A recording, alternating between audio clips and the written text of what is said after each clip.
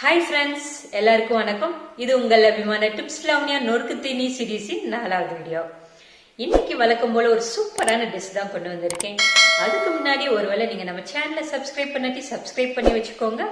ஏன்னா நம்ம சேனல்ல உங்களுக்கு தேவையான டாபிக்ல 7 சீரீஸ் போயிட்டு இருக்கு. லிங்க் டிஸ்கிரிப்ஷன்ல இருக்கு, செக் பண்ணிக்கோங்க. இன்னைக்கு நாம கேரளா ஸ்டைல் அடை பாயாசம் செஞ்சு இந்த ஓணம் செலிப்ரேட் பண்ணலாமா? வாங்க வீடியோக்குள்ள போலாம்.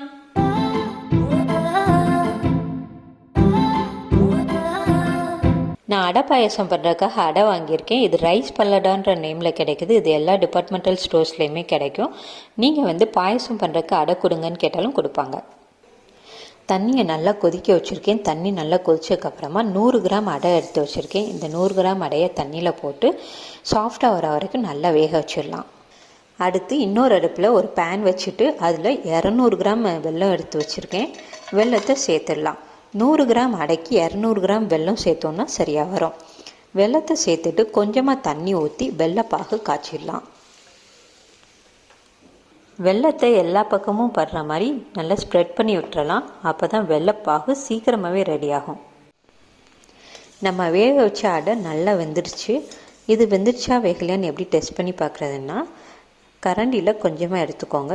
எடுத்துட்டு விரலில் ஓரமாக எடுத்து ப்ரெஸ் பண்ணி பாருங்கள். ப்ரெஸ் பண்ணி பார்க்கும்போது அமுங்குச்சுன்னா அது நல்லா வெந்துருச்சுன்னு அர்த்தம்.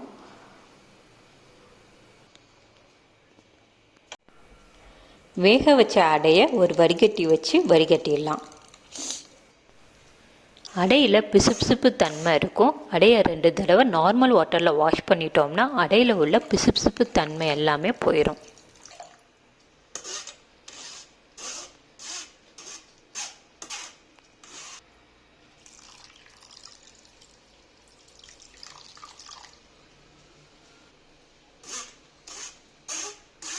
ரெண்டு பவுலில் தேங்காய் பால் ஊற்றி வச்சுருக்கேன். ஃபஸ்ட்டு தேங்காயை அரைச்சி வடிகட்டி எடுத்த திக்கான தேங்காய் பாலை ஒரு பவுலில் ஊற்றி வச்சுருக்கேன். அடுத்து செகண்ட் தேங்காயை அரைச்சி வடிகட்டி எடுத்த 2வது தேங்காய் பாலை இன்னொரு பவுலில் ஊற்றி வச்சுருக்கேன். அடுத்து அடுப்பில் ஒரு கடாய் வச்சு 1 ஸ்பூன் நெய் ஊற்றி நெய் நல்லா உருக விட்டுறலாம். நெய் நல்லா உருகிடுச்சு. நம்ம வேக வச்சு வடிகட்டி வச்சுருக்க அடையை இதில் சேர்த்துடலாம். இதில் சேர்த்துட்டு நெய்யும் அடையும் நல்லா மிக்ஸ் ஆகிற மாதிரி வதக்கிடலாம். இது வதக்குனதுக்கப்புறமா நம்ம ரெடி பண்ணி வச்சுருக்க வெள்ளைப்பாகை இதில் ஃபில்டர் பண்ணி ஊற்றிடலாம். ஊற்றிட்டு இந்த அடையும் வெல்லமும் நல்லா மிக்ஸ் ஆகி வத்துற வரைக்கும் வேக விட்டுறலாம்.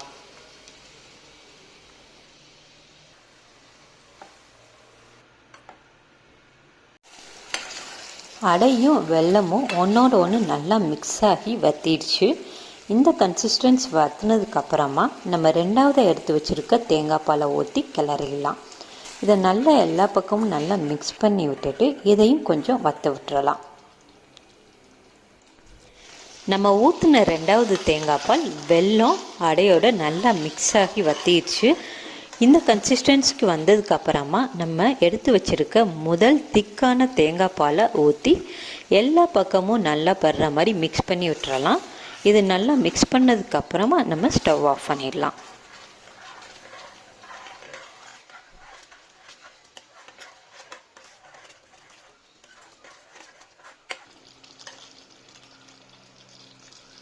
அடுப்பில் ஒரு பேன் வச்சிடலாம்.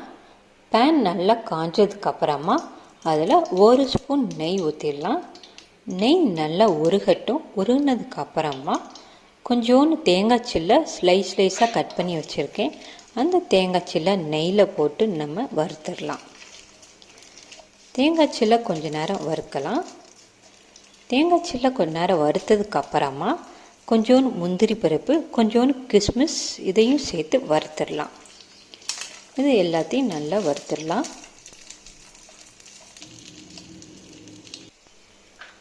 தேங்காய் சில், முந்திரி பருப்பு, கிஸ்மிஸ் இது எல்லாமே நல்லா ப்ரௌன் கலரில் வறுபட்டுருச்சு.